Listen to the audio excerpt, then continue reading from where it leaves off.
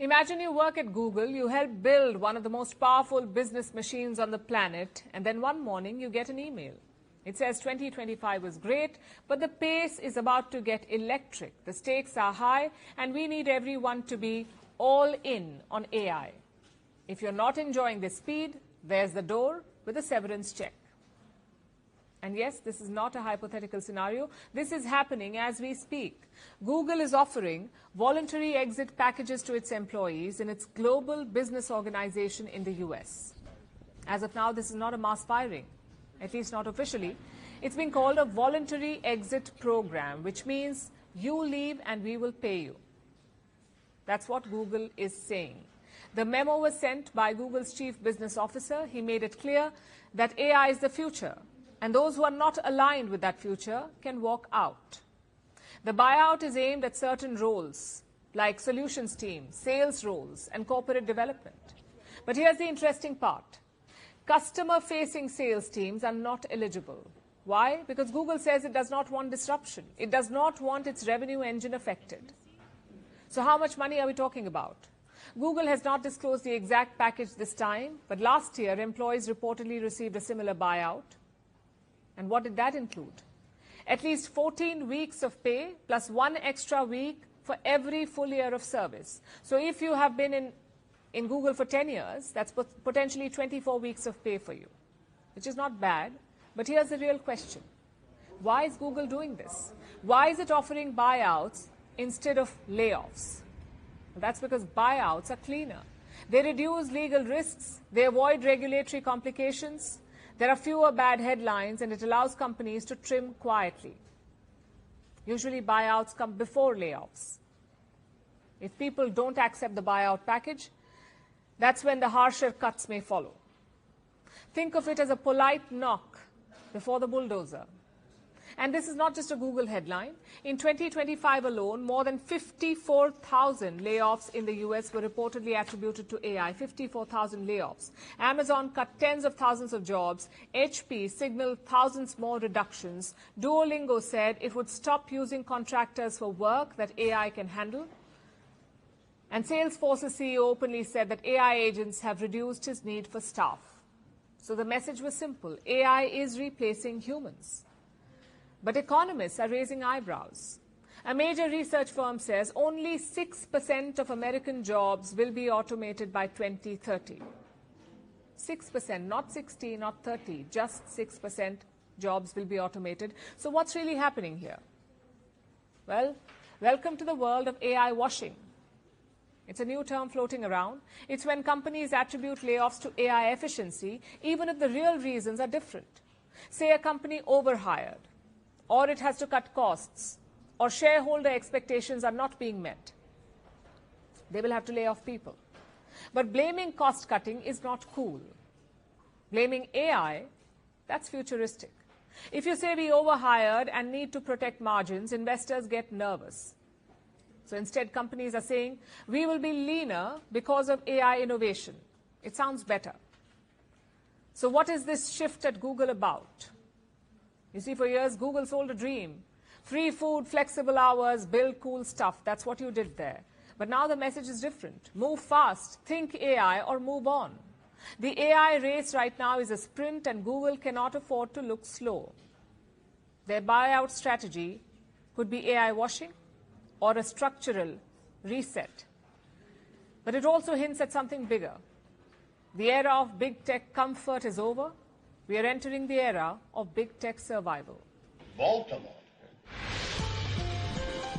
characterize their working environment as severely hostile, retaliatory, akin to a pre-Emancipation Proclamation colonial plantation type environment. A former employee there with Baltimore's Department of Public Works files a federal lawsuit against the city, alleging that she was fired for exposing racial discrimination within the agency. She claims those issues may still be going on. This morning, we have community leader Pastor P.M. Smith joining us live to weigh in on these allegations. Good morning. Thanks for being here. Concerning when you hear her describe this, are you surprised to hear this happening within DPW? I'm not surprised. Allegedly happening, we should say. Okay, I'm not surprised because we have heard about it over the years. How many reports have you done? But there's a good story here. Miss Batts is a native Baltimorean.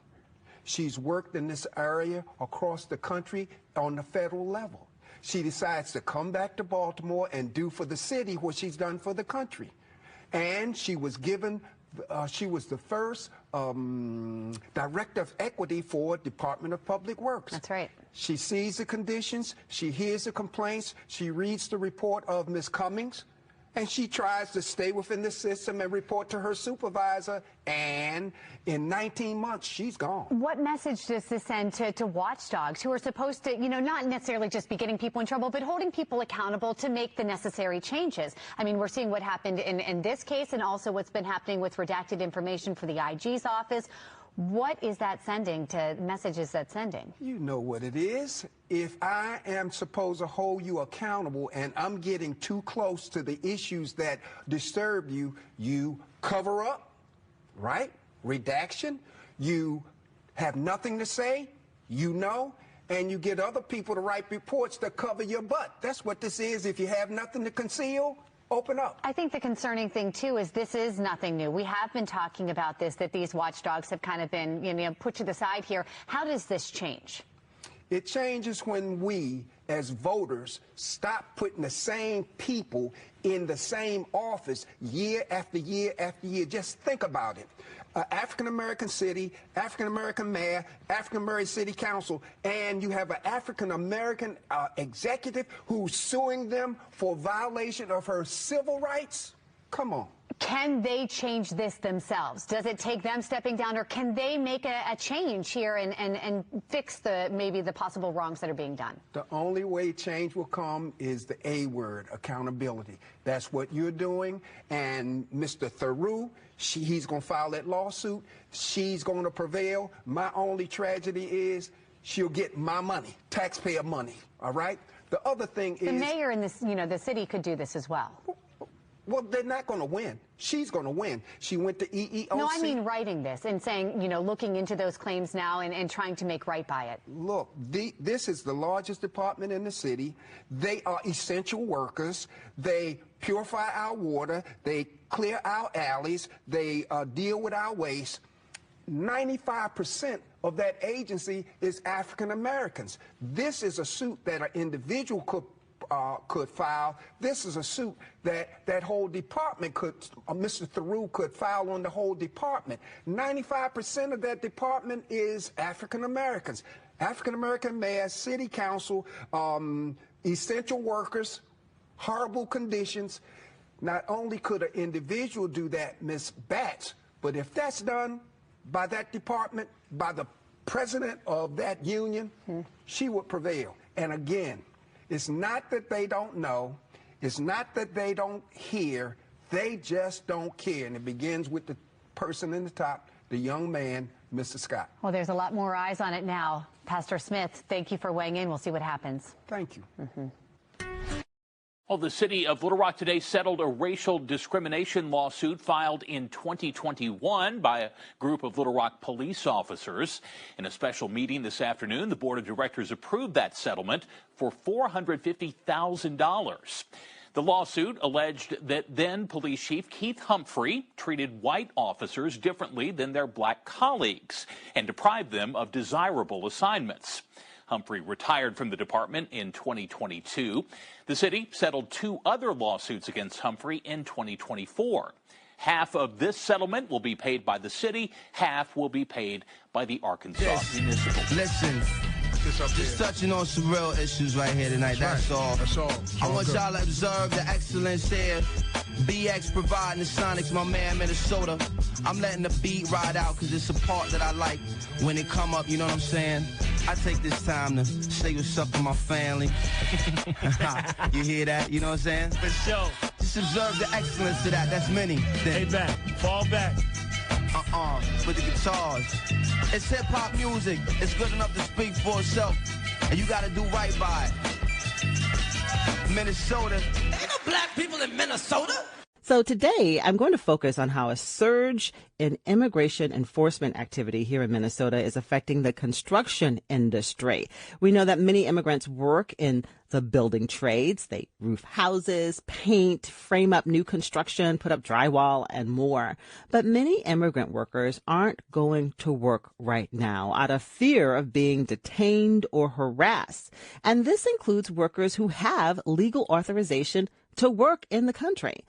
And when workers don't show up, that affects entire projects. The kitchen remodel drags on, home building slows down. I am talking this hour with a labor organizer and the owner of a small home building company here in the Twin Cities. They're here in the studio with me.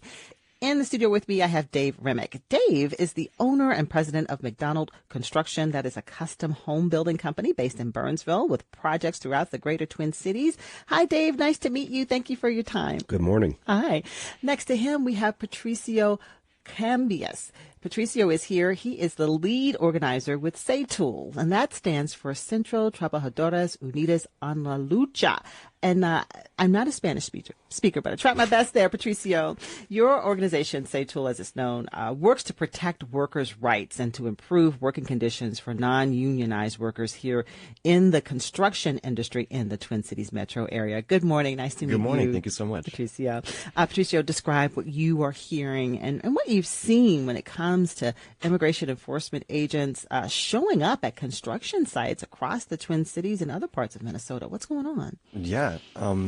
Since the beginning, we have been getting reports of federal activity on construction sites, various types of construction sites, but quickly a pattern emerged of particularly single-family housing sites in the suburbs getting targeted. I think because these single-family housing sites, these new subdivisions that are getting built out are basically in open fields, right? There's no fencing or gating. Right, you can see. Yeah. Sure, agents, I think, chose these places as low-hanging fruit, and we would get reports early on of, this is, early January, of roofers getting trapped on roofs, basically, with agents waiting for them in sub-zero degree temperatures and, these winter conditions. I remember weeks ago, sort of early on in all of this, I read news stories, saw news stories about ICE agents going to a single-family home construction site in Chanhassen. People might recall that. What happened there? Yeah, that was actually back in December, but that was the I think, first major instance we saw federal agents being willing to try a tactic like that of trapping roofers up on the roof. There were two roofers. They were both very scared to come down because they were unsure what would happen if they were to come down. There's no telling whether or not the agents actually have a valid judicial signed warrant. Mm-hmm. They've been taking people just warrantlessly, illegally, whether or not people have papers. So the perception is there that they could be taken justly or not. These two workers stayed on the roof for, I think, several hours while community members were trying to be of assistance. What we heard was the federal agents put on these Santa Claus hats and seemed to be kind of taunting them while they were waiting up on the roof. They both ended up having to be hospitalized because they were outside in the elements for so long. One of them was detained. Yeah, in extreme cold. One of them was detained and the other one was not. But that sent, I think, a message to the immigrants in the construction industry, what could happen. And in the introduction, I talked about, many of these immigrant workers, they have the legal paperwork, the legal authorization to be here and to have these jobs. And so we're still seeing people choosing not to come to work. And tell us why. Oh, yeah. I mean, we have relationships with dozens of workers in the construction industry that we've made over the years, and almost all of them are staying home. Because the perception and the risk of the fear of getting detained is so imminent, it's so widespread, that to even leave the house is to risk never coming home again, right? So they've had to go without work. They've had to, rely on community assistance for rent, for food, diapers, baby formula, the most basic essentials, because these reports just keep pouring in of workers being detained on sites, whether or not they have papers. We had we talked to one person who said he has legal status and everything, but he was detained and was kept in Texas for 40 days, shipped right out of the state because Texas, 40 days, yeah. And then he was released. And he went back to work because he had to pay the bills. But then ICE came back around again and tried to harass him. And he said, you already detained me for 40 days, But other workers, they've detained multiple times, even though they have legal status. They get released, they go back to work, and ICE comes back and harasses them again. And then what does this do to the project that's underway and the timeline? For sure. How is that? Yeah, I mean, what you're looking at is entire crews not showing up to work. And, the way a house is built, right? A house has to be dried in or basically weatherproof before electricians can come in and install the wiring, for example. But if roofers are too scared to come to work and siders are too scared to come to work, electricians cannot move on with the project. It stops, right? It stops, but then we've seen actually electrician crews being forced to work, which is an OSHA violation, actually, and that's calling into question the safety and quality of these homes being built under these conditions, right? It's not good. Either delays the project and costs money, or we're seeing some corners getting cut because, contractors are getting squeezed. Dave, you own a home building company here in the metro area. I understand federal enforcement agents went to one of your construction sites. Tell us what happened. Yeah, that's correct. We had a house that was under construction. At the time, there was, I believe, 4 people in there. One of them was my employee, and then it was 3 other subcontractors. And the enforcement team showed up and surrounded the house and then proceeded to enter the house. Nobody was detained. I don't think it lasted very long just because there wasn't, like I said, there was only 4 people there. But, that was probably our direct experience with it and it was a small neighborhood. So it wasn't one of those larger ones in the open field that, like you said before, could be the low-hanging fruit that they might be looking for. So I'm imagining in uniforms, masks, were guns. So I don't know if they had what they had on specifically. I do know that they were dressed as there. I don't know what. I wasn't there, and so I don't know exactly what happened. So then, what happens when something like that occurs at a construction site? Well, everything stops, and you have to pause and you have to address what they're there for and answer their questions. And I think the team just took the approach of, let's just, accommodate, do whatever they need. And it didn't seem like it was going to turn into anything more than just, a for lack of a better word, kind of a drive-by, just to see if there was something there. But we heard what Patricio described. In the industry, does it send this message that it's not safe to necessarily go to work? It certainly could, yeah. And so other builders and your business, when some workers don't come in because of that, then what happens? Well, largely, like we've already discussed, building a house follows a sequence, and you can't jump steps or skip steps because if you can't go on and get certain inspections, you can't proceed with the work. Right. And so you can do some creative shuffling around, but at the end of the day, like you said, if the house isn't dried in, you're not going to be installing cabinets. So you do have to. It does slow down the work if the availability of qualified labor is less. And so are there certain types of trades that you see maybe the most number of immigrant workers affected by? Because you've got roofers, painters, insulation, drywall installation. Is there a certain type of job where you've seen the most impact? I think where we've had the most scheduling impact has been on some of the exterior work, whether it's roofers, siders, framers, and then also insulation. And so how are you and other home builders and remodeling companies, how are you dealing with the reality that a lot of your subcontractors just can't do the work right now? Taking it one day at a time, and it's really just trying to be as flexible and creative as we can with the schedules because, our goal is to deliver high quality homes to our clients, right. And they're making their plans according to the schedule that we have laid out to them.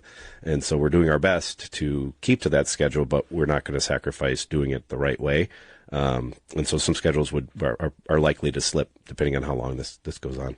And Patricio, you work with a lot of Spanish-speaking immigrants who work in construction in the metro area, non-union workers. What kinds of jobs do some of these immigrant workers tend to have in construction in Minnesota? Yeah, so kind of like how Dave said, exterior, roofers, siders, framers, drywall. We're looking at various scopes of labor that have a lot of immigrant labor So various areas are impacted for sure. And Dave, have you had to have conversations with some of your clients, or have you seen some delays in projects, or is your scheduling off a little bit so far?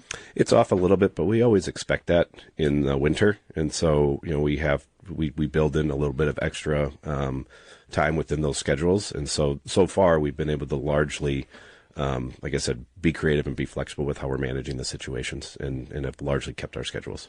What's sitting with me, you said you're taking it one day at a time. You're being flexible.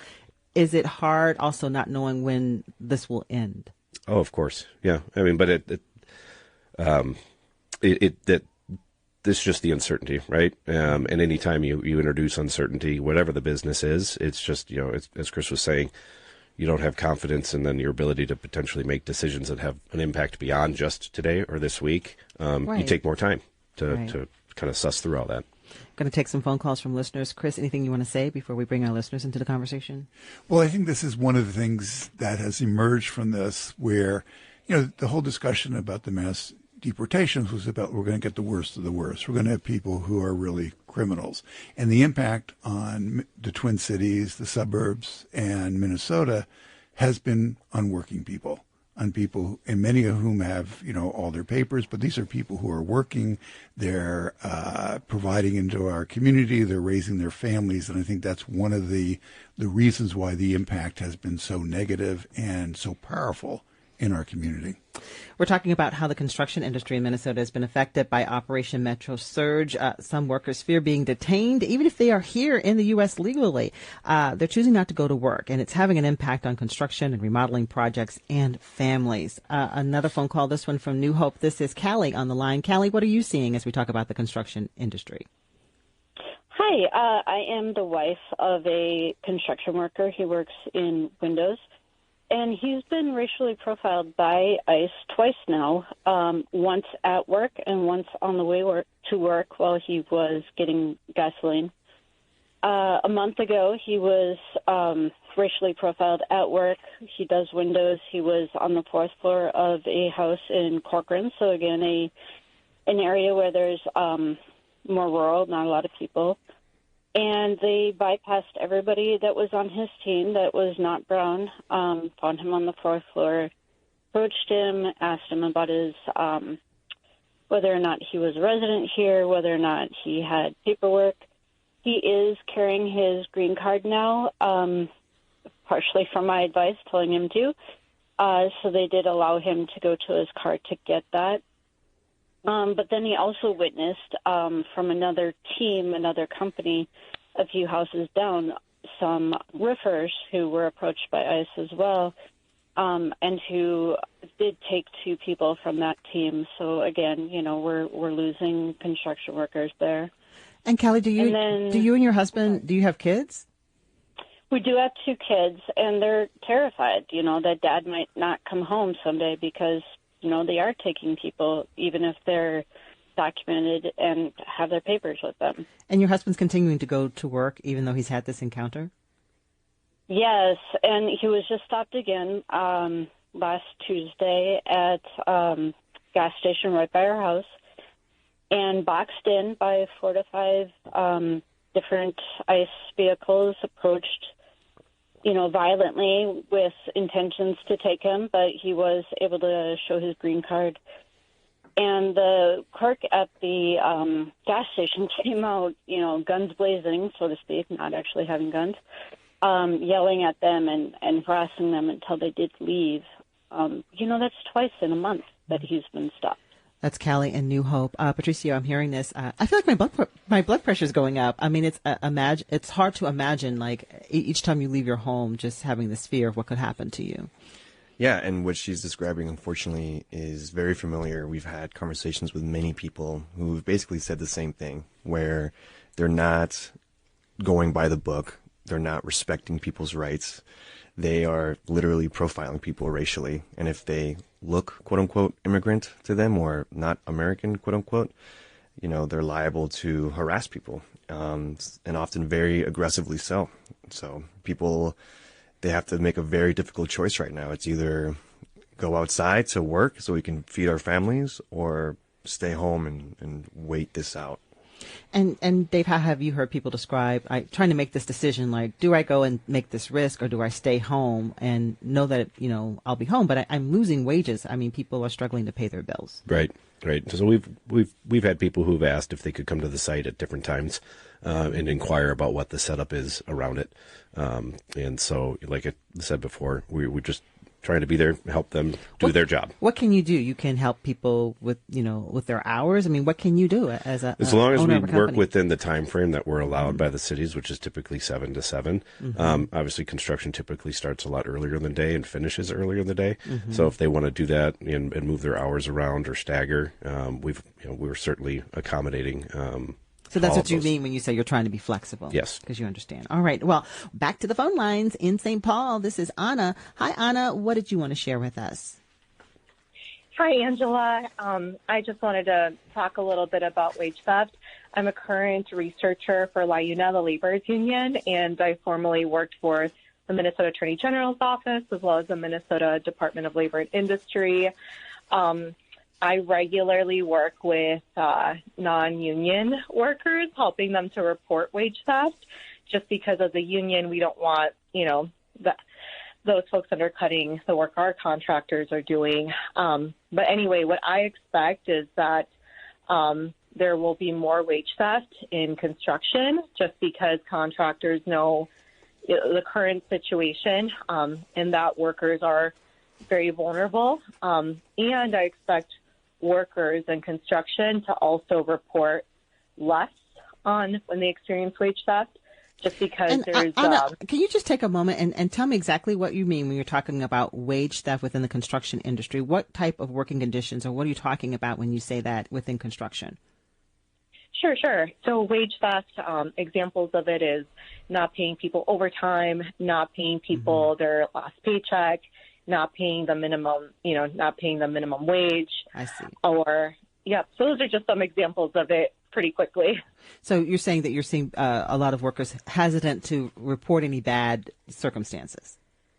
Exactly. So because now they feel like a lack of trust in the government. That was pretty normal previously, but now especially.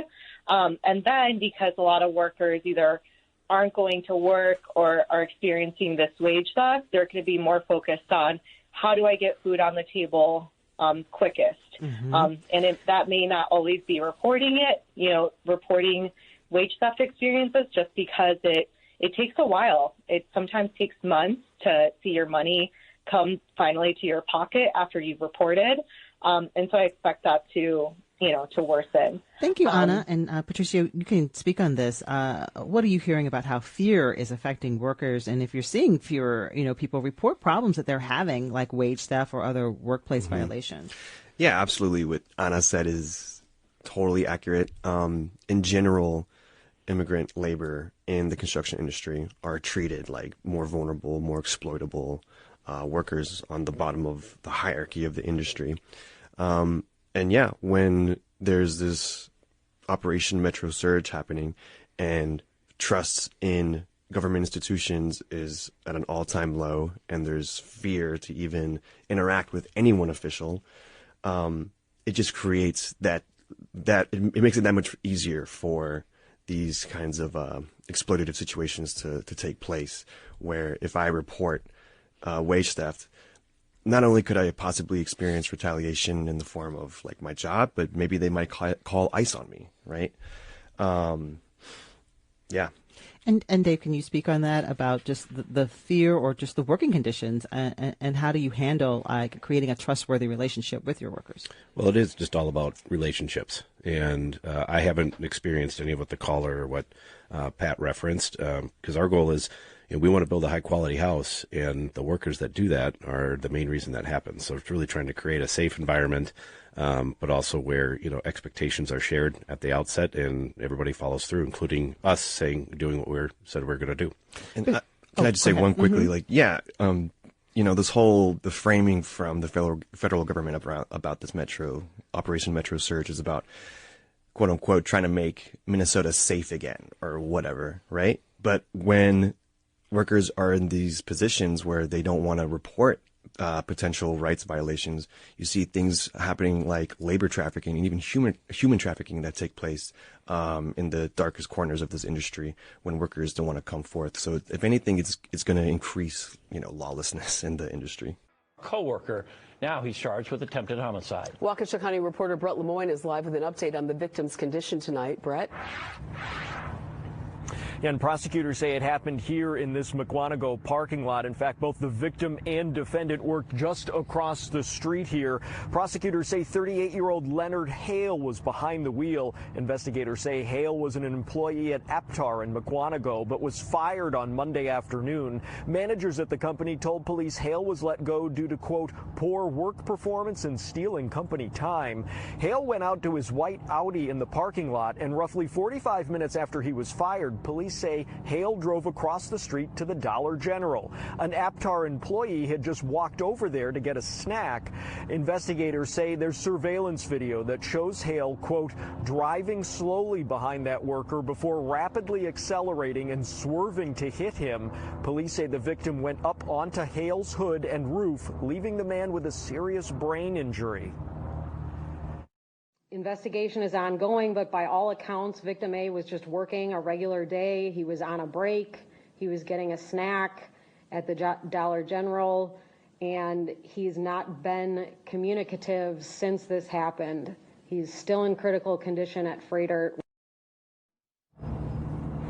Now, the victim's mother was in court today, but she did not speak. Police say Hale was later found hiding behind a door in a Milwaukee home. Prosecutors say that the investigation is still ongoing. However, the court commissioner did set cash bond at $750,000. Reporting live in Mukwonago, Brett Lemoyne, Fox 6 News. Mukwonago. I have to learn how to say that accurately. Mukwonago, Wisconsin. I didn't go there while I visited Milwaukee, and I don't think I missed anything. Context of White Supremacy. The worthless Negro from Virginia, Gus T. Renegade, in for another broadcast, hopefully to share constructive information on the global system of white supremacy. Today's date, Thursday, February 12, 2026. So I have been told. This is our weekly forum, Neutralizing Workplace Racism, not for spectators, particularly if you have figured out these are some things, suggestions, tips that would be helpful for non-white people, victims of racism in the workplace. Help them get a raise, help them avoid being accused of time theft, help them avoid being a victim of wage theft. Tips to help them avoid being a casualty of ICE in the workplace. Tips that might be helpful for minimizing violence in the workplace. Lord knows we always need suggestions on maintaining safety in the workplace, and we heard that in a variety of different ways this week. If you have any tips that would be helpful for a victim of white supremacy in the area of labor, entrepreneurs included, let us know. The number 720-716-7300, the code 564-943 pound. Press star 61 if you would like to participate. Number again, 720-716-7300, the code 564-943 pound. Press star 61 if you would like to participate. The email untiljustice@gmail.com. untiljustice@gmail.com. Let's see. before we get to folks who wrote in and callers. Number one, Lenard Hale, or I think it might even be Lenard Hale, because it's Lenard. So I think that might actually be Lenard Hale, 38-year-old black male in Wisconsin. They lock up a lot of Lenard Hales in Wisconsin. Now, we have done a number of programs since, I'm going to say June of 2025. My return from Wisconsin. I'll say from the time I got back from Wisconsin, where I have talked about workplace violence. Specifically, I can pinpoint Jennifer Harris, black female working at East Point, McDonald's in East Point, Michigan, black female, mother of 6. Black female killed, stabbed to death at a McDonald's by another black female. We just talked about this past summer. Now, move forward 1 month. Jennifer Harris killed on July 10, August, same year, 2025, Ryan Johnson, employed at Taco Bell, takes a break, goes outside for a respite, gets killed by a former coworker, black person as well.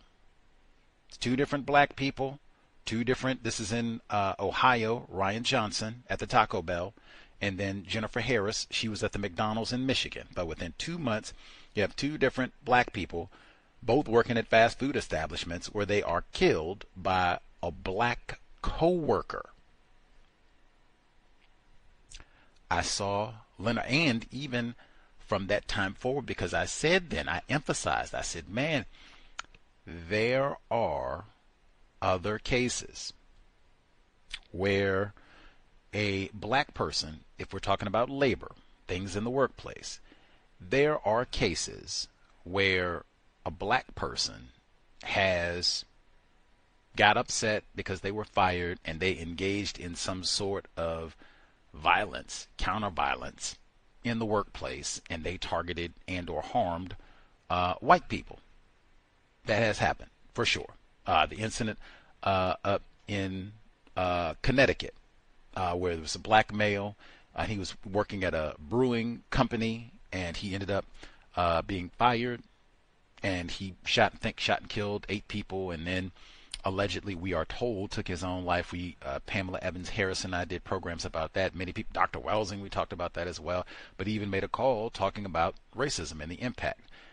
There are a few incidents here and there where a black person has attacked a white person in the workplace, but most of the situations that I am aware of, when a black person engages in some form of violence in the workplace, in this part of the world, it is against another black person.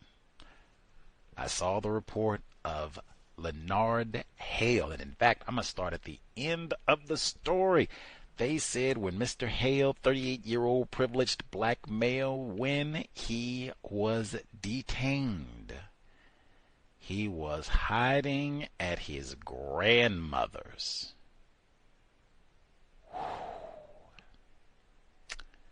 The shame of it all. That is one thing Fuller said. I have so much appreciation for Mr. Fuller, producejustice.com. He said, hey man, if you get to that point, you're going to do something. Even if if the victim was, the worst racist ever. I don't know that to be true. I don't even know if the victim was a white person or a non-white person at this point. Thursday, February 12, 2026.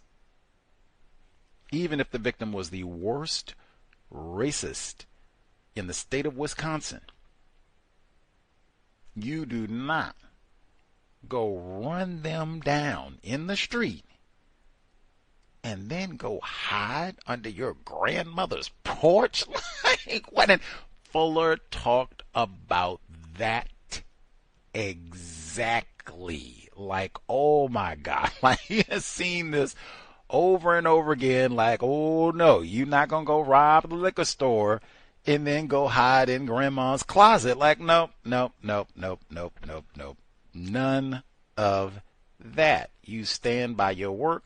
Certainly don't come back, hide at grandma's after he could have killed this person. Who says they, are going to recover? Like, they might pass away or whatever. You literally could have killed somebody and you can go hide at your grandmother's? What, 38 years? What a disgrace. Fuller say, what's that? What you say? Monsters and monstrosities. Ain't no way you can shake that up and pour it and come out with anything but M&M. Monster, monstrosity. You hiding at your grandmother's house? Jesus Christ, man. Hug your grandmother if she's still with us. Get her something nice. Tell her she looks cute this week. Certainly don't go visit if you are under suspicion of vehicular manslaughter. Come on. Beyond the disgrace of hiding at his grandmother's, I am conceding loudly. I'll say again, I have no idea. I've seen the photographs of Mr. Hale, privileged black male, bunches of them. They got video, black dude. Unless I am super out of this world confused. The victim, I don't know. At this point, February 12th, the victim is still alive. Person will make it, I guess. I don't know. But if they are alive, they recuperate and everything, they'll have a trial. Maybe they'll see this person in court. They can testify. They'll be named, and we can, get clarification about their racial classification. Certainly, if they pass away, and if it's a non-white person, man, do not wish that, man. But if it's a victim of racism that he hit, I guess they'll give a name, and maybe the family will, step forward and talk about their grieving process and all of this, so then we'll be able to identify as well. But at this point, I don't know. All I can say is the pattern that I have seen. Stalking, that's what Mr. Hale is accused of, stalking a former employee. They said he was fired shortly before all this happened, and the place that he worked at, it's called Aptar in Wisconsin. From what I've read, this facility specializes in closures, valves, and specialized packing solutions, often for consumer goods, including food and beverage applications. Okay, so I have no idea. As I said, I've never been to this part of Wisconsin, had never heard of it. I don't even think I'm correctly pronouncing the name. My suspicion, he hit a black person. And I'm being very specific. I'm not saying he hit another non-white person. I'm being very specific and saying he hit a black person. I could be totally wrong. We shall see. Either way, workplace violence. This is at least 3 incidents. At least 3. And this one could be fatal too. The other 2 were fatal. This one we'll have to see, but man, you get fighting. Some of these, I told you the first 2 where you got fatalities, Taco Bell, McDonald's. These are not glamour jobs for most people. The folks in these instances generally were not manager, aspiring to get a promotion, regional manager type thing. Like, it was not something where they were making 6-7 figures. I had the employee of the month parking place, and I got my 401k straight, and they started paying in on my retirement. That wasn't the case for any of these people. And even if it was, you going and stabbing up your coworker, which is what happened with Jennifer Harris, black mother of 6. That's not improving things. Like, how am I going to get my next job? with that nice parking place and the 6-figure salary and the benefits and all the rest of it? How am I going to do that if I didn't stab somebody up? Now I got to focus all my time and energy on this court case. Maybe all this time I'm going to be doing. It does not work either way. If you have the best job, if you have the worst job, particularly if you are classified as black, I'd say especially if you're classified as a black male, I wouldn't care how bad. You are fired, Leroy. Get out of here. I wouldn't care. I'm facing eviction, and they're already garnishing my wages, and I'm behind on my child support, and I just got married, and I wouldn't care how dire the situation is. No aspect of it is improved by any sort of violence against the people that you work with. And in fact, like, oh man, you thought things were bad before. Shh. You thought you had a tough time getting a job before.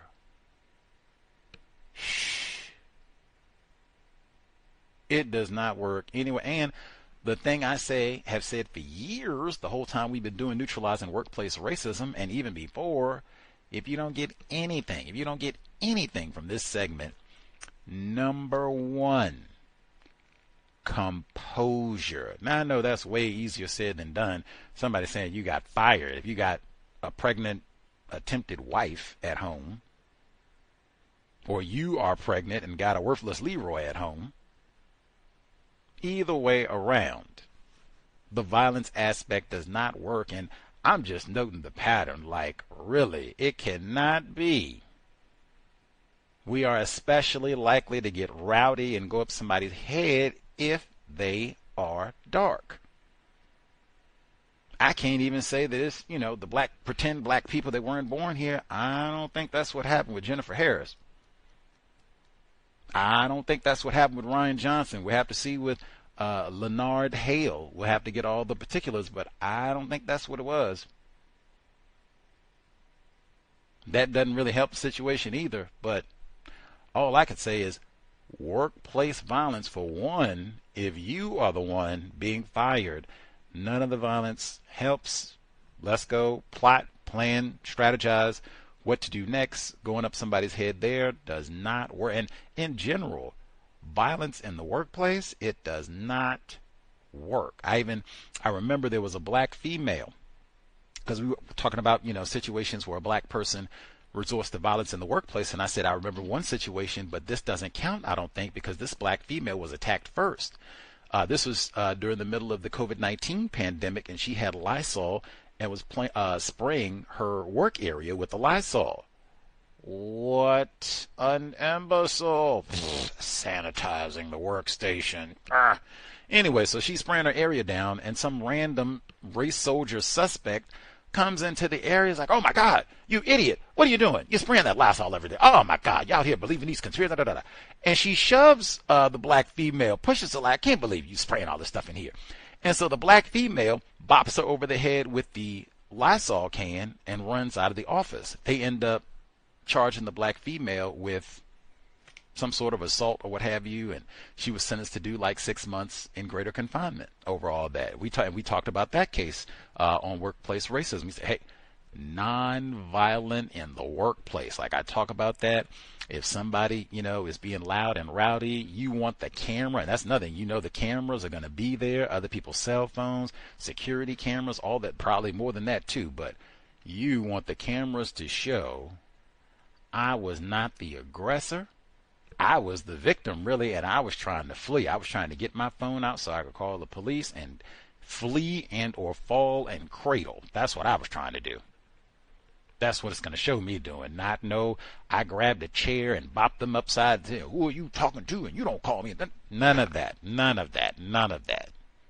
Composure, and even already thinking, because all I can say is I've seen a lot of these cases in a short period of time of just hitting someone with a car. I mean, can you imagine? They said he had knocked the person up on the hood that you heard in there. Might not make it. We don't know. I told you, Jennifer, she was stabbed to death at work, in front of customers and everything. Guy pulled out a firearm. And like, can you imagine? At McDonald's, I keep saying too, at McDonald's. Ryan Johnson killed at the Taco Bell in Ohio. I would talk to your offspring and or you, if you have, a partner, non-white people, period. When the workplace comes up, that is something to remember. And I would caution about engaging in any sort of violence in the workplace. At this point, 2026, man, you have no idea the person that you are about to bop upside the head. Do you know if they have a concealed carry? Do you know if they have a firearm in the trunk? Other people in the business, because the stabbing situation with Jennifer Harris, that's how that situation was stopped. It was somebody else on the premises who did have a firearm, pulled his pistol. I'd have to go back and look at the report again, but I believe he fired a shot to get her because she had a knife and, had stabbed the assailant, had stabbed Jennifer Harris, bunches of times. Horrible scene. But that's how that situation was stopped. So, that's something to think about. Like, I'm going to get rowdy and I'm going to show you and I'm rough and tough and you got my uppercut and whoa, you got the Glock. Wait a minute. It's a whole lot to, and again, just the minimum. So they don't have a firearm. You get a good 1-2 bop on them. They don't have security. Okay. They don't call police. Okay. I bet you they're going to tell the next round of folks that you want to get a job with. Even if the police don't scoop you up today, that's not to say that they don't go make a police report next week, even next month, which is totally legal and allowable. Does not work any way you shake it up and pour it at all. I would not encourage any, even if you get fired, I would not encourage any sort of counter violence. Like I said, and it counts like double, triple, quadruple, especially if it's going to be the times where we're likely to get rowdy and resort to this violence, as if it's somebody who is dark, classified as black like us. Come on. I'm going to have to find out about the Aptar situation. I did give a small shiver. Like I said, I don't know. I can't say it enough times. I have no knowledge about the victim of Lenard Hale, Lenard Hale, Hale. I have zero knowledge. Could be a white person, non-white person, I don't know. But the report said Mr. Hale is accused of stalking this victim as the victim was going to get some sort of snack from the Dollar General store across the street from the Aptar, where they worked at. Lots of people shop at Dollar General.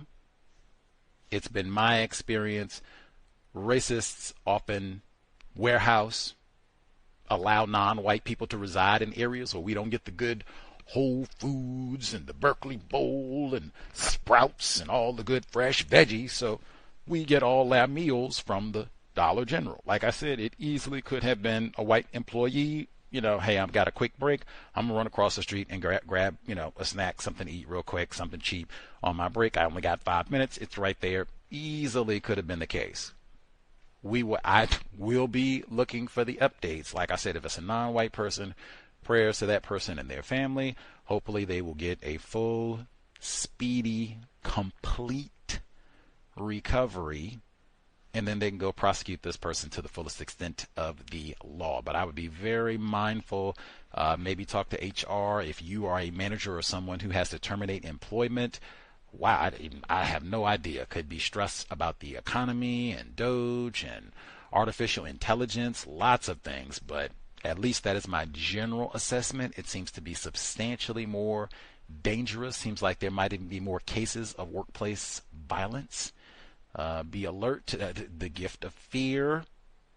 Pay attention to signs and such. That's also why I say take that seriously when people, prior to getting to that point, when people just are casually talking about guns, shooting someone, all of that should be taken very seriously, because if this sort of playfulness with violence and even guns, now we're talking lethal violence, if this is how we just casually talk when it's no problem, what are things like when we get upset? Somebody has to get terminated. Just my view. I'd be alerted. That might even be something I would share with HR personnel, reports like this, just to show how common they are. And, we should be mindful of being safe. Can't say that S word enough. Being safe in the workplace. That said, I also wanted to get in. This is carryover from last week.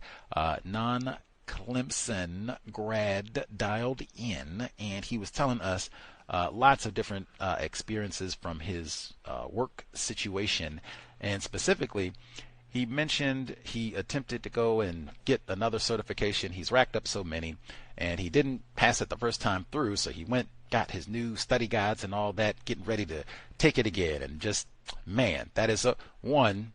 I know sometimes it's not the most fun to talk about, you didn't have the best test experience or whatever. You didn't get the promotion. We heard that before from some other folks. But I do think all of that is very important for non-white people, victims of white supremacy. It reminded me, those wacky tests, man. Racists have so many ways of practicing racism against us with those tests, whether they switch up the score. I think even Dr. Umar said, we're not exactly watching them when they grade the test.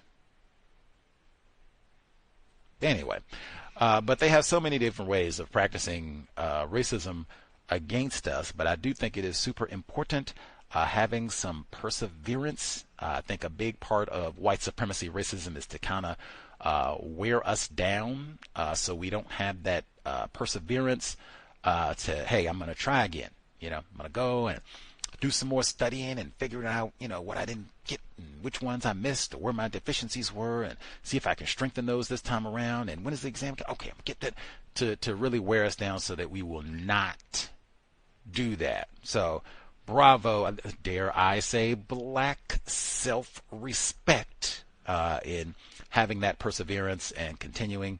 I am certain you will get the certification. Right on. Let's see. The segments, before I get to the segment on ICE, the segment where they were talking about Linda Batts in Baltimore with the, former Department of Public Works employee. She was the first ever director of equity with DPW in Baltimore. Batts, B-A-T-T-S, black female.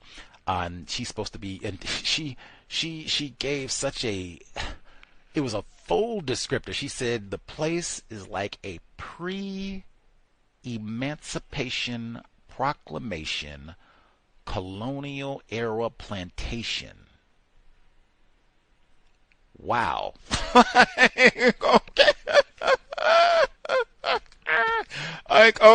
Okay, right on. Gotcha. I just say it's plantational, but okay. Anyway, if you're going to give me all that, man, Miss Batts, you have got my attention. Exactly what were the details? Because we've talked a lot about the plantation, like sexual abuse. What are we talking about? They starving people, comments. What are we talking about? Violent? What are we talking? Because they tortured niggers on the plantation. If it's all that, what in the world are they doing at the Department of Public Works? Jesus, no wonder the Ravens can't get the Super Bowl right. And importantly, they brought privileged black male Pastor Smits on the program. No disrespect to Pastor Smits. I have no problem with he or his congregation. I'm sure he does wonderful things for his parishioners out there in the Baltimore and maybe even greater Maryland area. Right on, Pastor Smits. I wondered, why is a pastor the most qualified person? Because I've noted this pattern for a long time. It'll be a serious issue regarding the system of white supremacy racism, and they do not bring on a social scientist. They don't bring on a historian. They don't bring on a sociologist. They don't bring on a law professor. They'll bring on a pastor, a non-white pastor. Why are they the expert on an issue that many people say is so complex and scientific? Why is it a pastor? Anyway, but he, points out on this plantation, It's 95% black. But you got all these problems with black people saying it's a plantation, sounding like they're saying racism is a big problem. In a city like Baltimore, we said, hey, this is a majority black city with a black mayor and black garbage collector and black equity director and black police and black this and black that and Freddie Gray. And Trump says it's hell. And we're still in a system of white supremacy racism locally, nationally, globally. I kept thinking the whole time, if DPW is 95% black, that 5%, what do they do? I was thinking that, and then I was also thinking, is that 5%, is it all white people, that 5%, or is that, you got some Gomez, some Pedro, Bad Bunny's cousins in there? Is that all white people in that 5%? And if it is, what do they do? Because I cannot imagine a facility that's 95% black, and even if it's 4% white, y'all got janitor positions? You mop the floor, you buff and wax? Really? And for the whole building full of niggers? I don't believe that at all. So what do they do? What are their positions? Even what's their pay compared to the other 95% of the black people who work for DPW?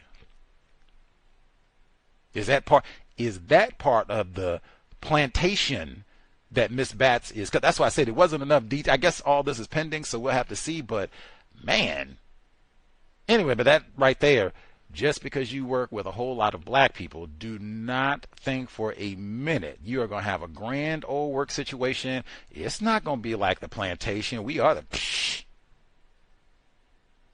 stick to the code, stick to the code, stick to the code. Now, the segment in Minnesota, right next to Wisconsin, we were talking about the ICE officials. They come and say they had so many metaphors and cliches in it. They said they come for the low-hanging fruit. See, we got the construction projects, and we know we get a lot of these non-white people. We come in here, we can pay them real low. We don't want Leroy. We pay them real low. We get on these construction jobs. Aha! They up on the scaffold. You can't run because some of them kind of speedy, Gonzalez. So we'll wait at the bottom. Call it low-hanging fruit. Said they kept some and they stayed out so bad they had to go to the hospital because they were stuck in the elements. So, man, as someone who cannot stand the cold, oh my God, I cannot. As cold as it is in Minnesota, like that would be hell for me in Seattle, and it really doesn't get that. Like, we have had 0 snow here this year. 0. It's been where, like, winter is almost over. We might not get any snow at all, and I still complain about how cold it's been. I would have lost my mind to be stuck up there. And if you get down, and did you hear? They said the ICE agents put Santa Claus hats on to mock them while they're up there shivering. Dare I say racist joke? Making fun of that. This is all that guilt, shame, feeling bad about practicing red. This is it's so rare to get an actual ongoing program where many, many white people say, oh yeah, we are practicing racism. No. ICE is not here to round up no white people. We are just here to round up non-white people. Some of them black. We're just here to round up non-white people. Man, like, I was even thinking too, now, the people who say, hey, we just focus on, people who are classified as black and born in this part of the world. You got to have a U.S. passport or U.S. citizen, not naturalized. We even look at Obama. But you got to, and you got to have about 8 great grandparents. They got to be born here too. That's why I said Obama. We got to be authentic, U.S. black person, and then we'll talk about your issues and all of that. This is like flagrant racism. And they do mistreat black people, have killed some black people in all of this. Is this supposed to be something? Hey, that's them folk. They'll figure it out. That ain't got nothing to do with us. Really? Really? Victims guaranteed qualified. I'm not sure, but I mean, wow, that is such a flagrant illustration of white supremacy, and they call it's not even disputed. Judges, everybody. Oh yeah, we just want the dark people. White people don't even worry about it. Just step on it. I'm from Ukraine. Don't even worry about it. Wow. I mean, wow. And all over the so-called country too. National campaign of white supremacy, racism. I mean, national system. Flagrantly on display, identifying itself as such. And mocking us while it's happening. Didn't we just hear Santa Claus got to be a white person? Even when he mocking you for wrongful arrest. Importantly, in that segment, they said, hey, we got all these non-white people, some of them legal, some of them not. Either way, they shivering on the scaffold. They said, we got all these folks, it's throwing off our work schedule. They said, man, you put a house together that's not going to be for none of you Negroes, but you put a house together, it's supposed to go in a schedule. You have to get the foundation, and then you have to get the roof right, and then we get the electricians and all that. They said, oh man, what happens when you off schedule and everything? Doesn't that delay everything? They said, well, whoa.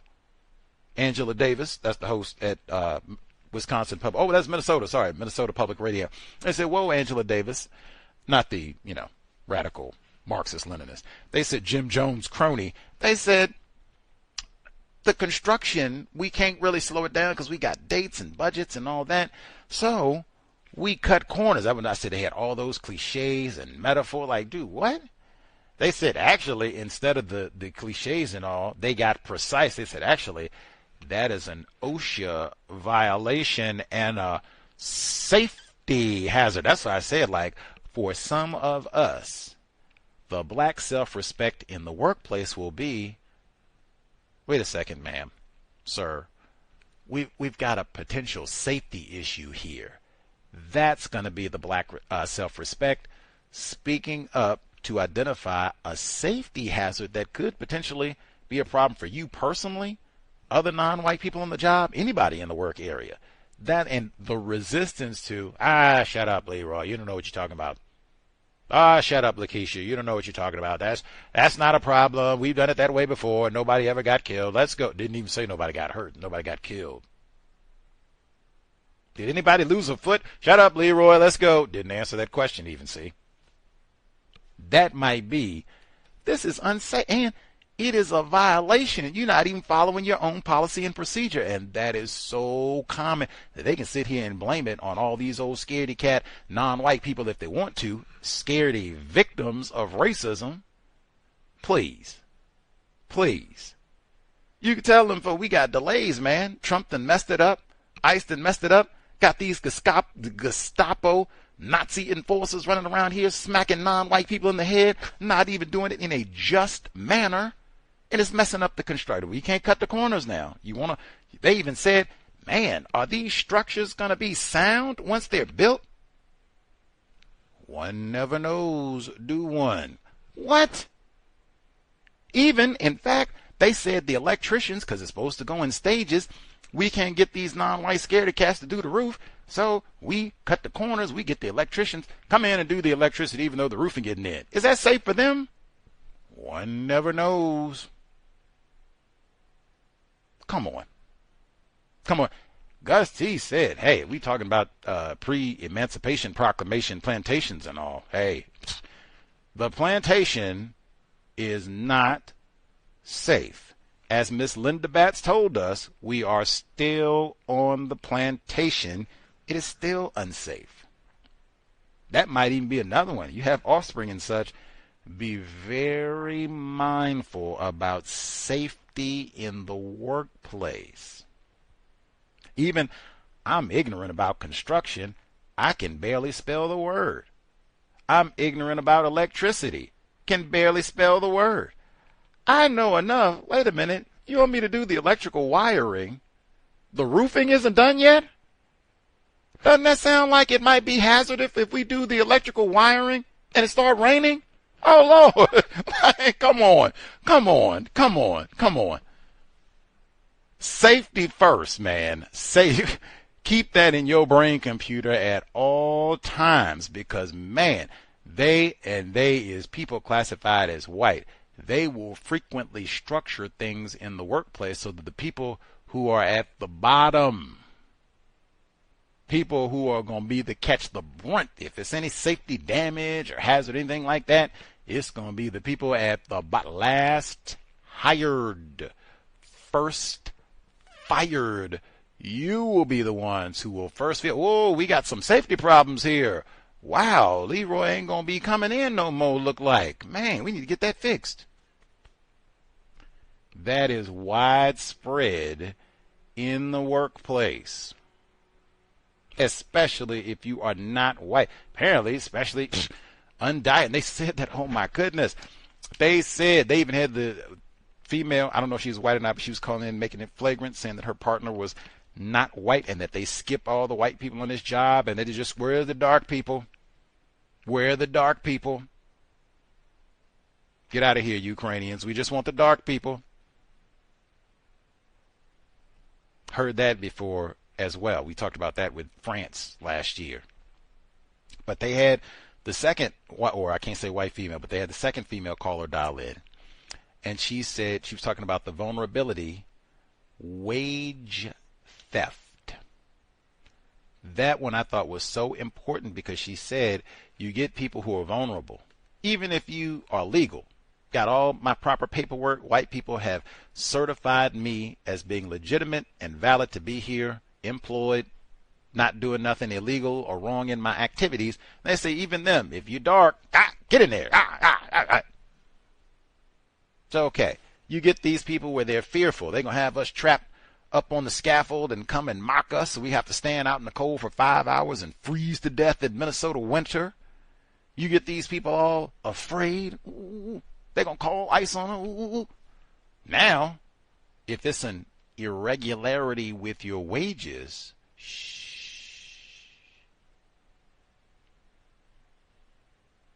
Now, you can say what you want, you know. I don't care nothing about them people. They don't care nothing about no real, authentic black people born here in the U.S. Well, victims guaranteed qualified. I'll tell you one thing. Man, that sounds just like Leroy. Didn't we just hear that? I just told you. We had a non-white female. She dialed in. Dialed in for Helen in New York, if memory is accurate. Got a number of people who dialed in. Might be incorrect. She dialed in more recently. She talked about a coworker. Privileged black male, memory is accurate. He said, man, we supposed to get our end of year bonus. Hope it was a chunky one too. I said, man, hope it's obese, 5-6 figures. I said, man, I didn't get my right name on the bonus. They didn't put Leroy on the bonus. They put Lionel. I'm not Lionel. He said, I'm not going to say nothing. Oh my God. Victim of racism. I said then, I have never been in a position, even if it had been a bonus check for $5, like, oh my Lord, I sure enough would like some Brussels sprouts. I'm going to have to get my $5. You didn't put Gus on the check. You didn't put Lionel on the check. Can I get one with Gus on it, please? I'm going to have to say something so I get my Brussels sprouts. I've been in position to say, man, I'm too afraid to go and talk to the white person to get my $5 check. Speak up. I'd said it more recently. Getting us in positions where we are so afraid to say anything. They got safety violations, but I'm scared they're going to fire me, or they're going to retaliate, or they're going to call the ICE people on me, or all three maybe. Apparently, they get whole lots of non-white people. Even if you are born here, got a U.S. passport, birth certificate, all that, even still. Get you where you are afraid. Even some of them, it might be, you want us to dig too hard on that background check? Whoa, no, shh. You want us to poke around too hard on them references? Oh, no, it's you. Even, it might even just be, do you really want to go through this employment process again? them interviews, getting that resume correct. Oh, no, shh, shh. They get lots and lots of people who are classified as not white, where we are very afraid to speak up about things on the job, about problems on the job, really get us afraid to speak up about racism, white supremacy, and or problems in general. That is the black self-respect to help get the courage. Hopefully, this broadcast help get the words, because figuring out what to say can be super helpful, but man, sometimes it is just speak up. Be courteous, composure, we talk about that all the time, but speaking up, yes, you can lose a job, absolutely. There are things far worse than a job you can lose by not saying anything. P.S. You could be fired even if you don't say anything.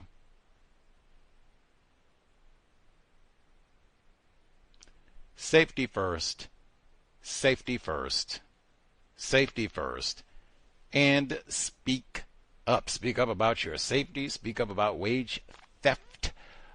Find a little bit of courage, black self-respect, channel your Dr. Welsing, but it is very important. That's not saying you have to speak up and yell and protest everything that happens in there. You know, they ran out of toothpicks and you got to go and yell about that. But man, safety issues, especially, that's the main thing I've been talking about is safety issues. We started this program with Lenard Hale and him running over a coworker. Safety. Be alert, be mindful, and say something if there is a problem and something can be done about it, which is often the case if, you know, people recognize it as such. That's it. If anyone has been accused of time theft, I would love to hear about that. Mr. Hale, same black male who's accused of hitting his coworker. They said that was a part of, I guess, why he was terminated, that he was not doing standard work at Aptar in Wisconsin, and then accused of time theft. I suspect there might be more accusations like that in the workplace as they have more biometrics and abilities to track how efficient we are, how much time you spend in the bathroom, how much time you spend at the water cooler, and all the rest of it, and what websites you're on all day. So there might be more accusations of that nature, that you're stealing time from the company and what have you, not being productive. So if any other folks have faced a charge of that nature, let me know. I can only remind folks, as I said, the cameras are there. White people have more surveillance technology than ever before. So especially if you're operating on like a computer or anything like that, they will be very aware of what you're doing. And even even if it's just going to the bathroom for some places, oh yeah, they might be watching down to the millisecond. How long did you spend in the John? Brave new world indeed.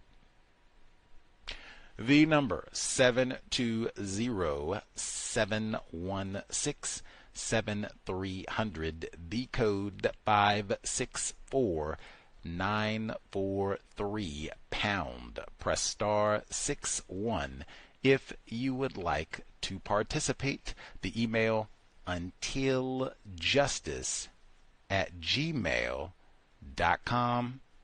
untiljustice@gmail.com.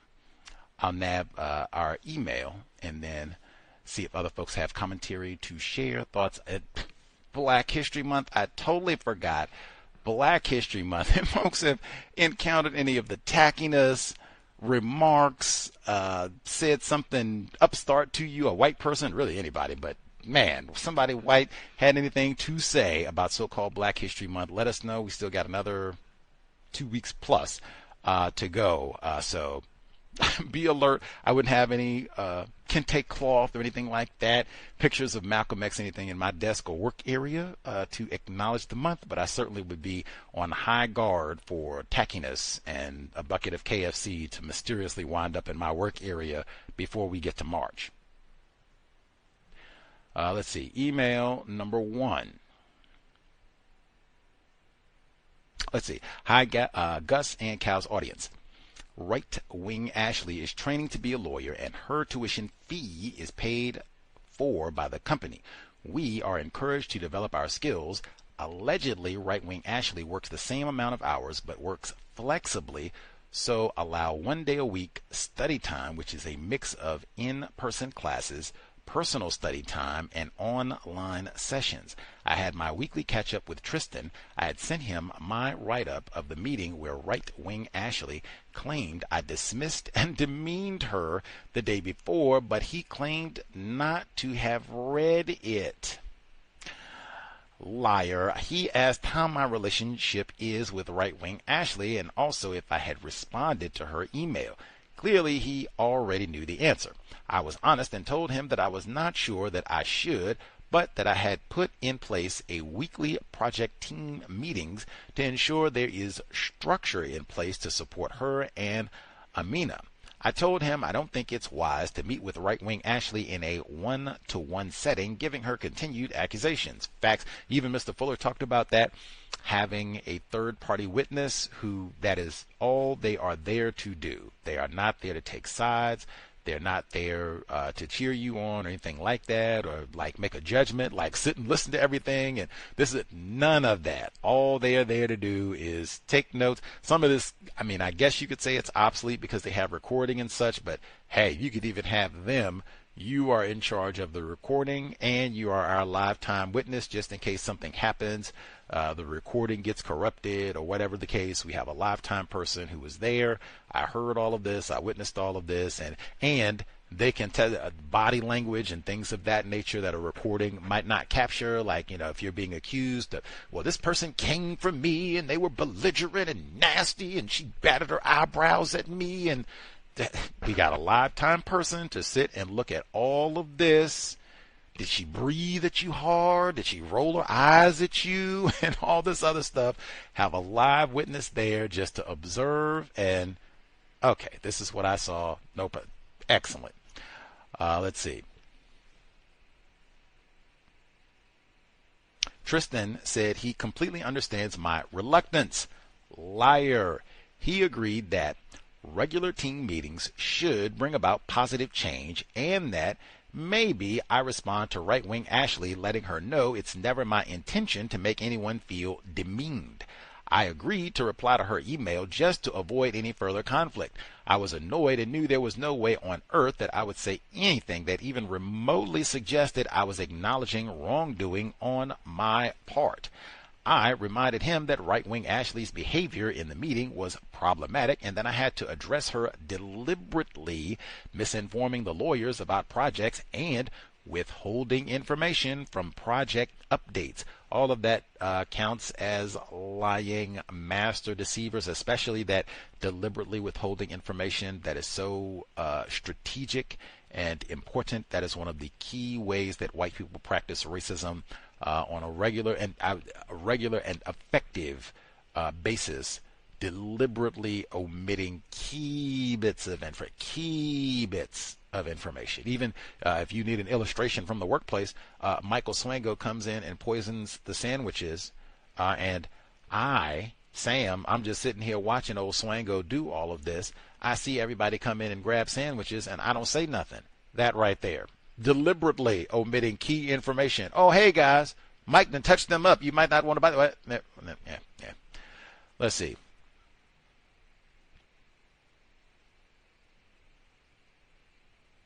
I told him that I believe this was the reason behind her complaint.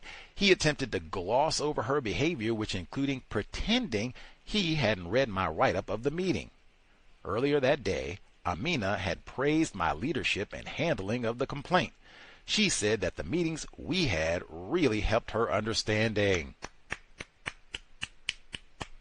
This was unprompted and timely, and it brings into question right-wing Ashley's narrative about me. Probably they just been sitting around gossiping. This old lame nigger, and she doesn't know what she's doing. It's one thing that I can say. We're still in a system of white supremacy racism. Competent niggers are niggers.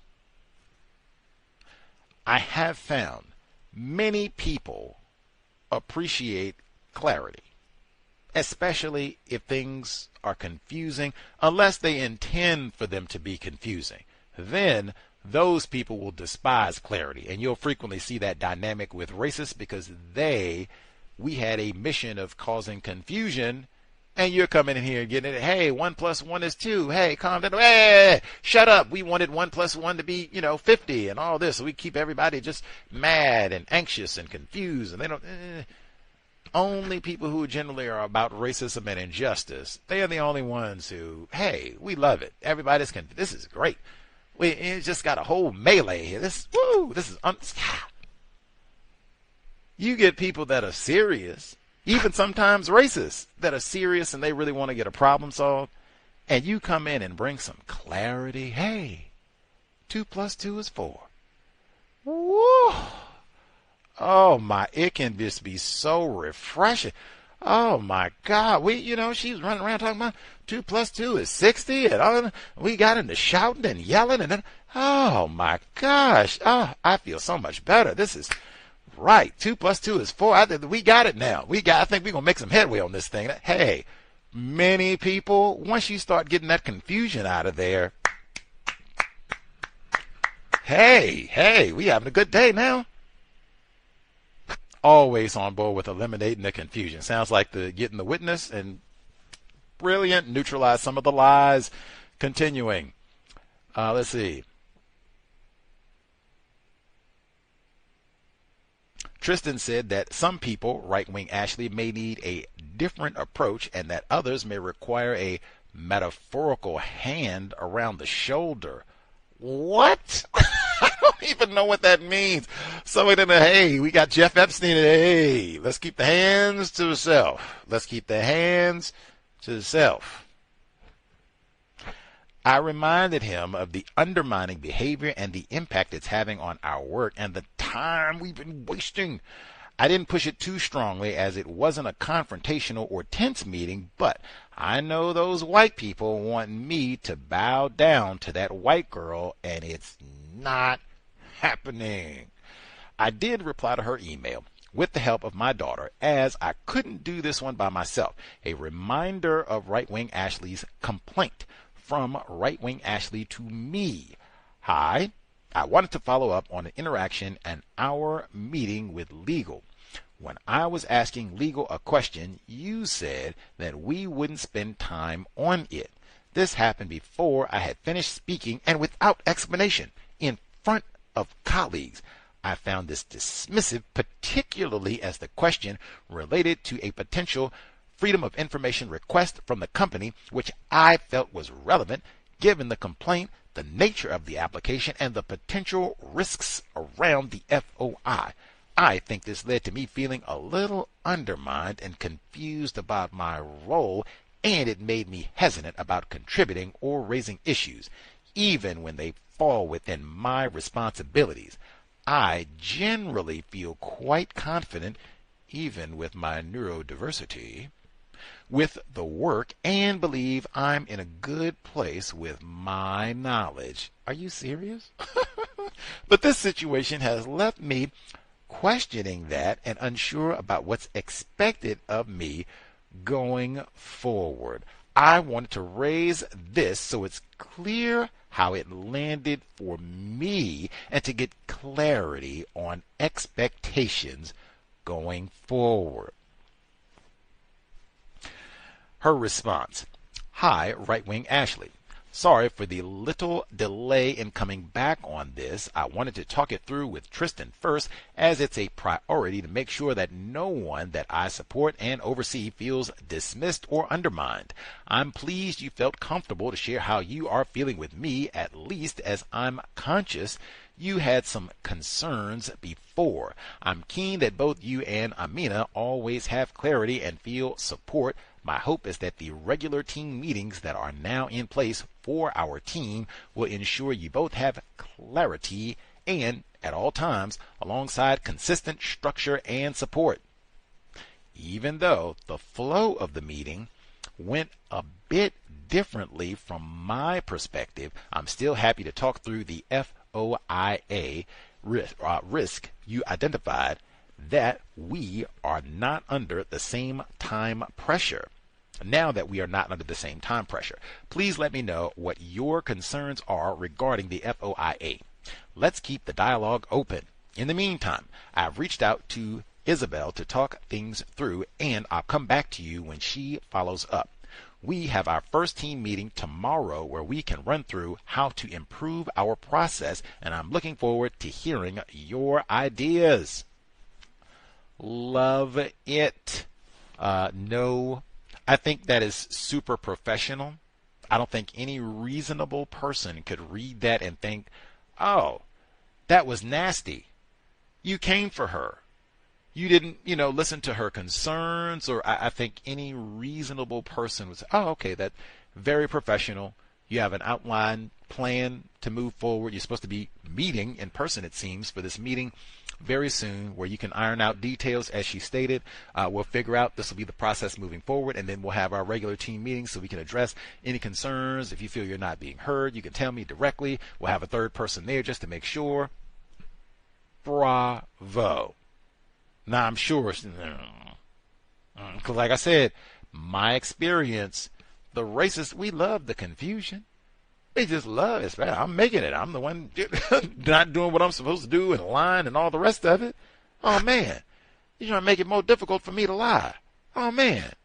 And maybe even undoing some of the gossiping that I've been doing, talking about what a lame, no-count nigger woman you are. She continues, I could barely keep a straight face typing this.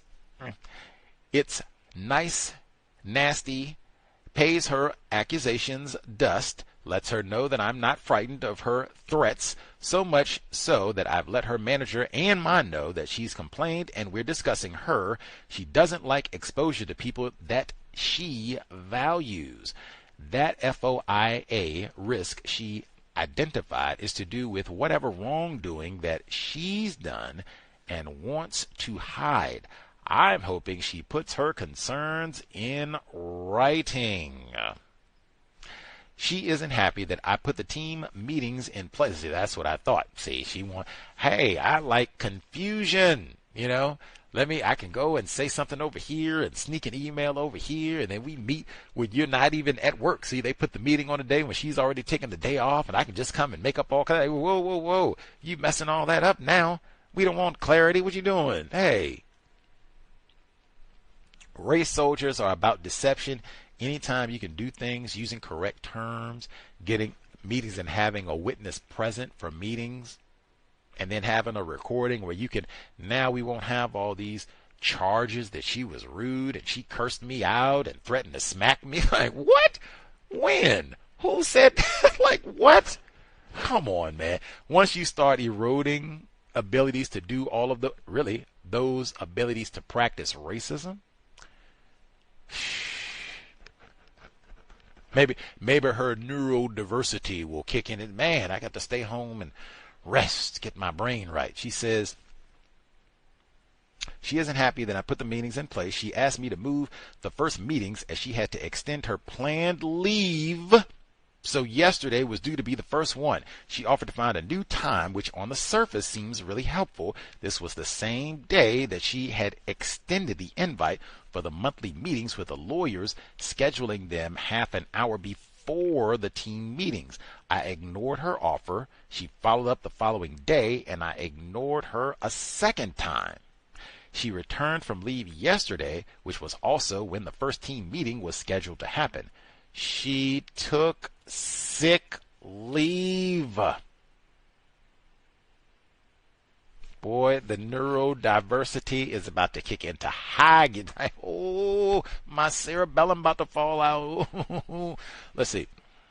After receiving my response to her complaint, having to put up with me leading the team And also her seeing that Tristan is now coming to the debrief is all too much. She also took today as sick leave to get out of to attempt to get out of attending the debrief.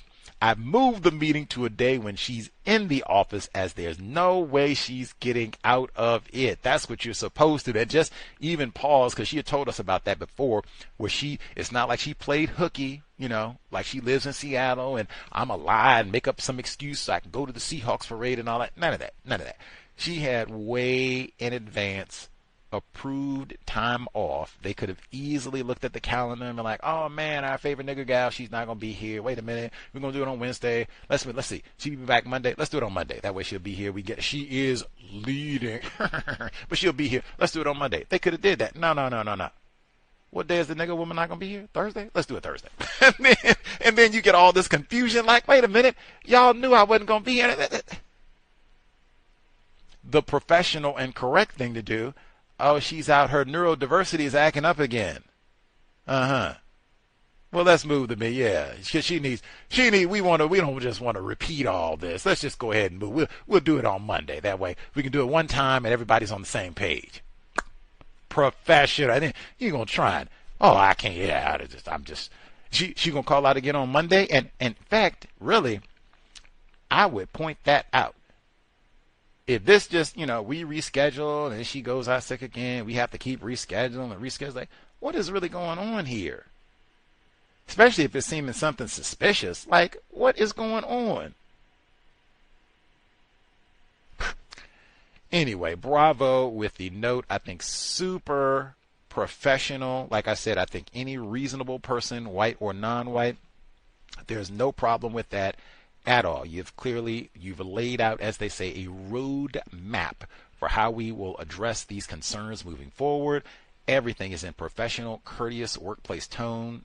Nothing nasty. Like I said, that's why you have the third person witness, and she can check for body language and all that. And she didn't sass her not one time. And she wasn't rolling her eyes and sucking her teeth and none of that. She was being professional and just being courteous and not interrupting and breathing hard. And yeah, what's the problem?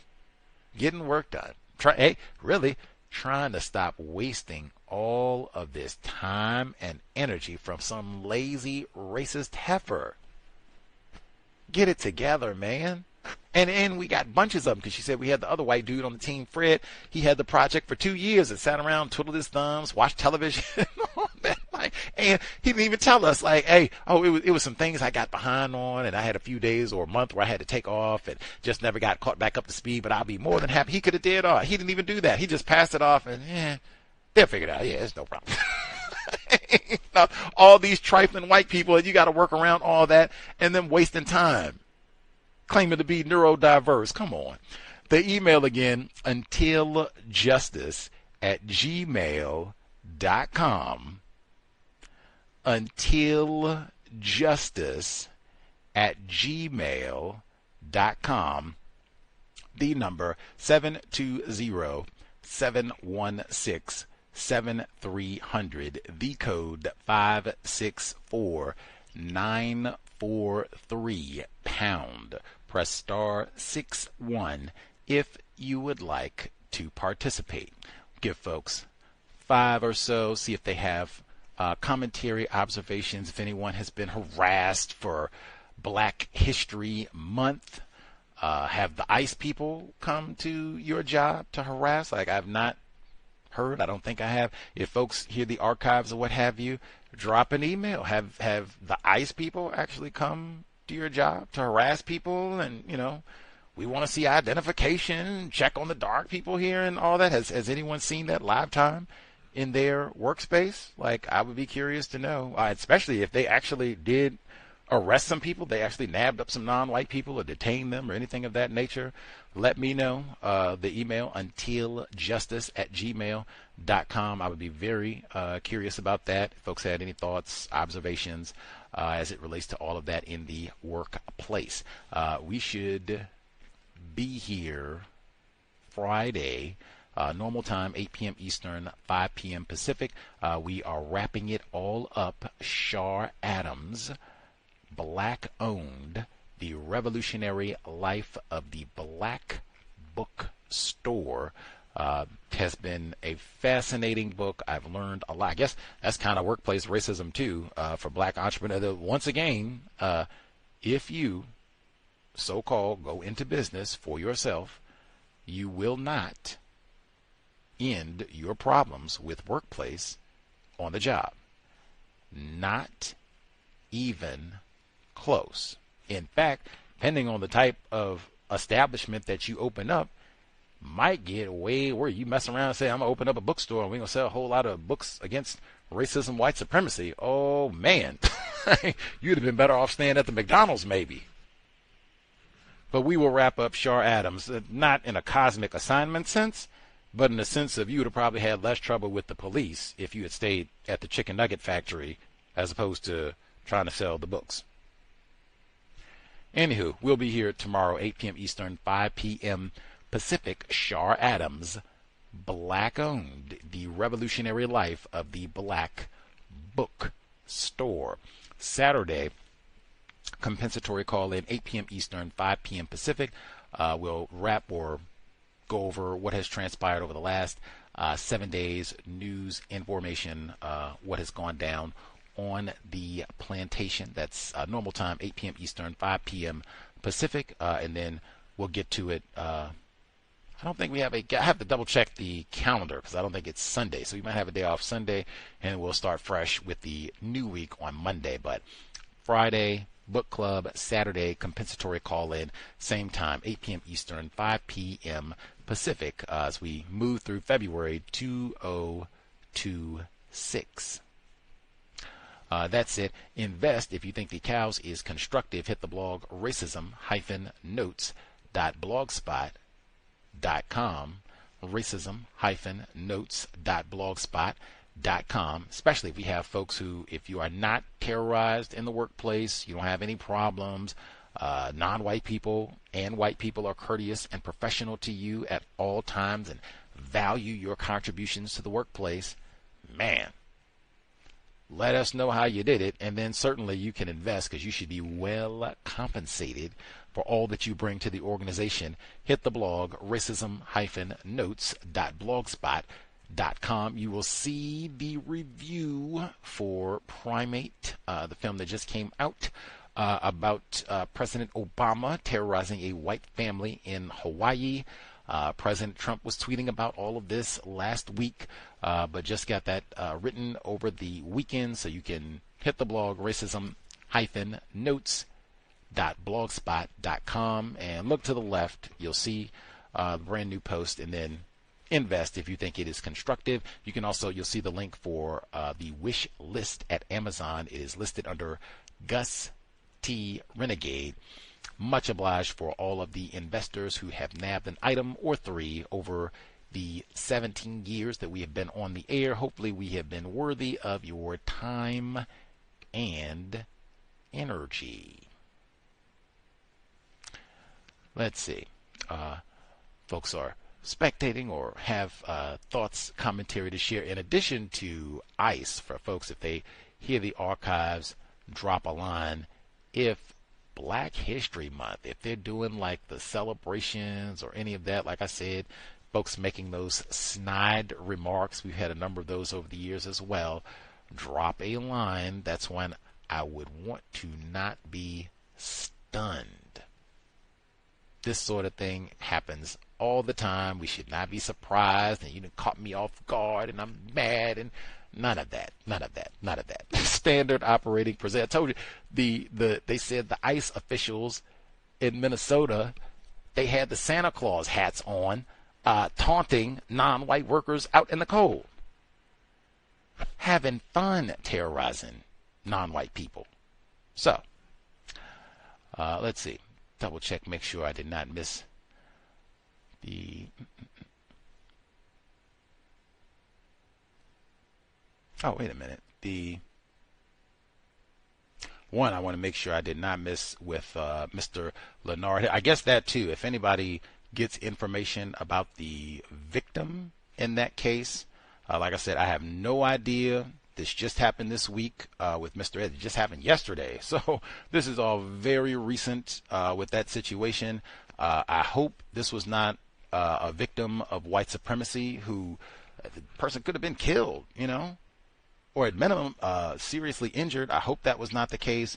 But if anyone finds out any identifying information, was this a white person, non-white person, please let me know. And if you, in the course of checking the news and what have you, if you see any incidents of workplace violence, let me know. White person or non-white person, let me know. I always, am on the lookout for those sort of situations. Just as a reminder, you don't know everybody that you work with. These folks are strangers. Hopefully, you have not been to their residence, so you have no idea what they are like except for in the little limited window that we see them in the workplace. And, I guess maybe a lot of people can pretend for a little while, but we have no idea. They get fired or have a bad day even sometimes. You have to get fired and they mad and ready to smack everybody here or shoot everybody here or whatever the case may be.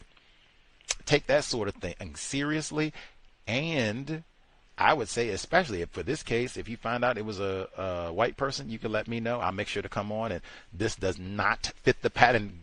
I can't say gleefully because you still got an act of violence, but I would at least come on and know, being timid, make sure I get lots of bass in my voice that this did not fit the pattern. This was not another black person attacking another black person in the workplace just because we got frustrated or fired or didn't get the promotion or whatever the case may be. But man, if I had to wager, do you think the victim in this case was a white person or a non-white person? I'd be thinking non-white person. I'd be, like I said, no problem coming on and announcing I was wrong. I've done that before, no problem there. Be humble, trying to get this problem solved. But man, in the workplace, try as best, like that is one environment, the best that we can, minimize conflict as best that we can. Like try one, just sticking to things related to the job, that can be a big help. That way you don't have to tease nobody about, their team didn't win in the big ball game or how much money they lost, wagering on the game or anything like that. Let's just stick to the work and talking about things that we're doing, not doing on the job. We don't need to be talking and teasing nobody about what clothes they got on or nothing else. Let's just stick to the job that way. And I mean, you can call it morbid and all the rest of it, but man, you never know. You just stand professional and being courteous. If somebody does get fired and they, say that they're going to come and get a vendetta, they got a score to settle with everybody, that maybe you being professional and all that, and you were the one.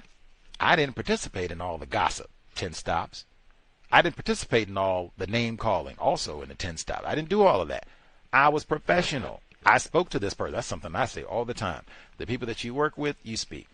Morning, afternoon, John. You call them by their proper name. I didn't call them all those nicknames and all the rest of it.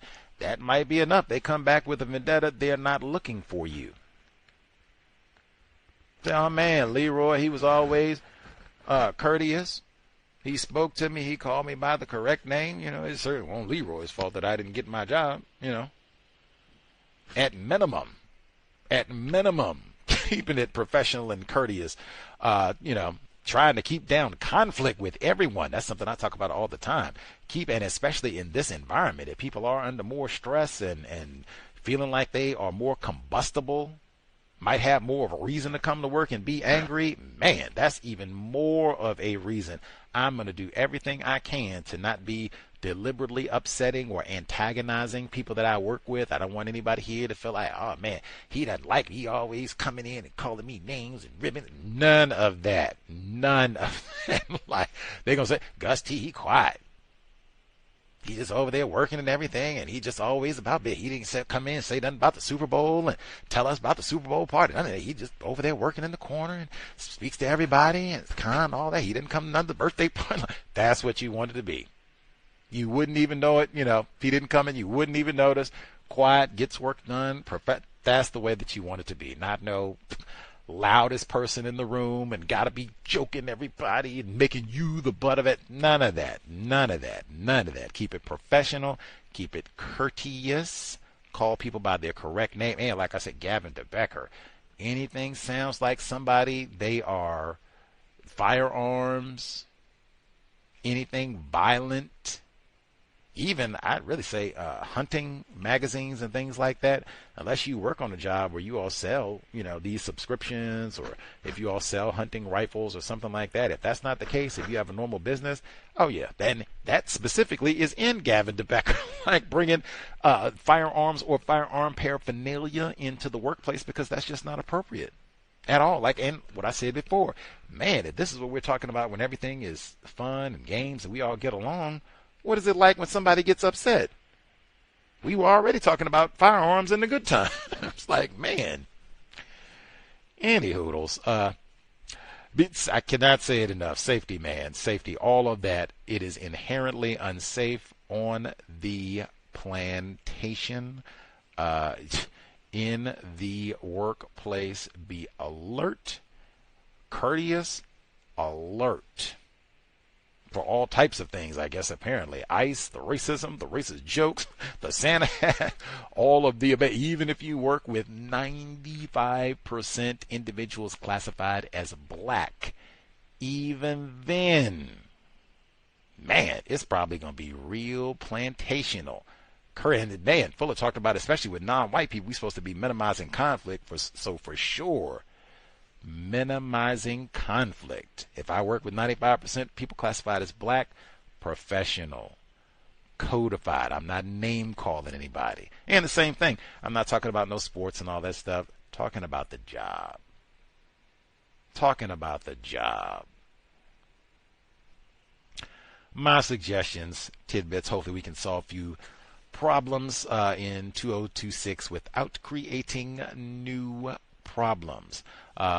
We'll give folks their last 2 minutes, see if they have anything to share before we wrap out. Or folks are spectating, hopefully, as I said, if folks are spectating, if you are not being terrorized in the workplace, make sure you are jotting down what exactly did you do.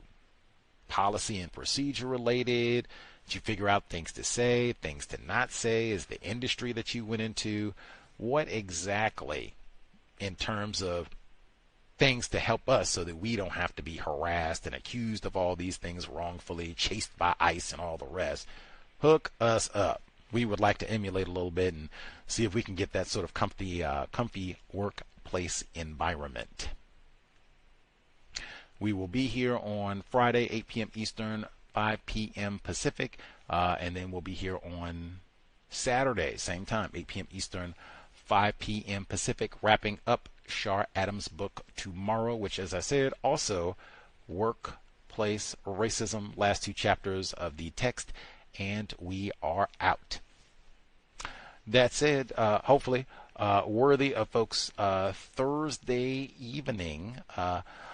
Sobriety would be best under conditions of white supremacy. We will need high-functioning brain computers to solve the problem. It has been time.